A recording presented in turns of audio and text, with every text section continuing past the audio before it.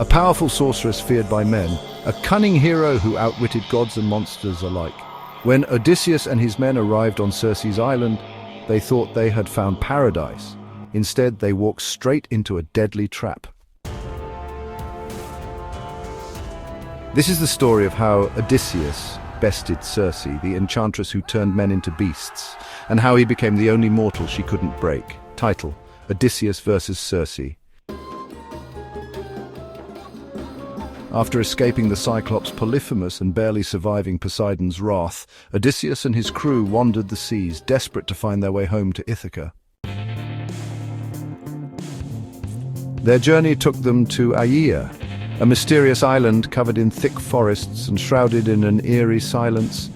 There were no signs of life, no villagers, no warriors, just the faint sound of singing echoing through the trees. They had no idea they had just stepped into the domain of Circe, one of the most powerful sorceresses in all of Greek mythology. Odysseus, always cautious, sent a scouting party ahead to investigate. They stumbled upon a magnificent palace deep within the woods, golden halls, lush gardens, and a beautiful woman waiting for them. Circe greeted them kindly, offering them food and drink. Weary from their journey, the men eagerly accepted, except they didn't realize the wine was cursed. The second they drank, Circe revealed her true power.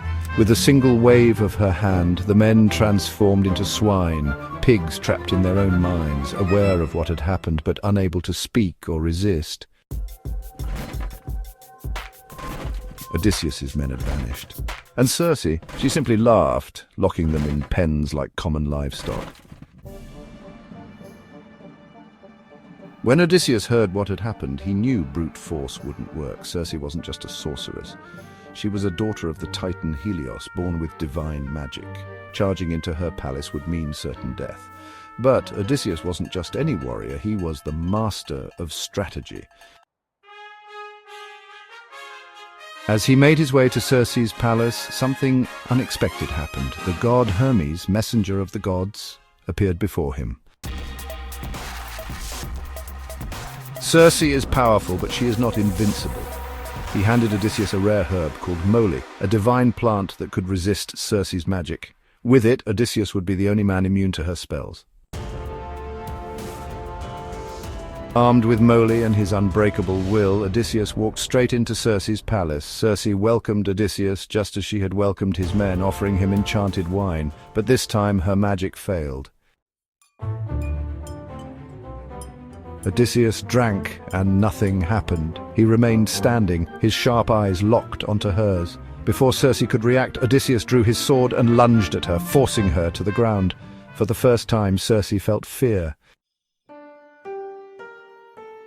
She realized this was no ordinary man. This was Odysseus, the wily hero of Troy. And instead of fighting him, she did something unexpected. She yielded.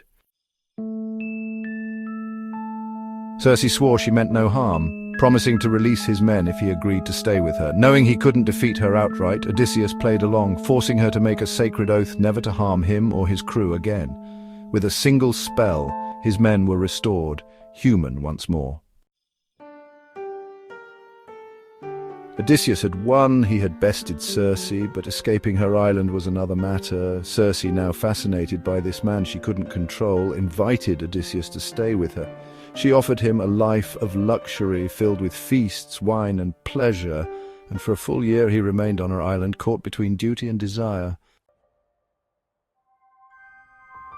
But deep inside, Odysseus never forgot Ithaca. When he finally told Circe he had to leave, she didn't try to stop him. Instead, she did something no one expected. She helped him. She revealed that before he could return home, he had one last trial. He would have to descend into the underworld and seek the wisdom of the dead. With Circe's guidance, Odysseus and his men set sail once more, leaving behind the sorceress who had tried to keep him, but never could.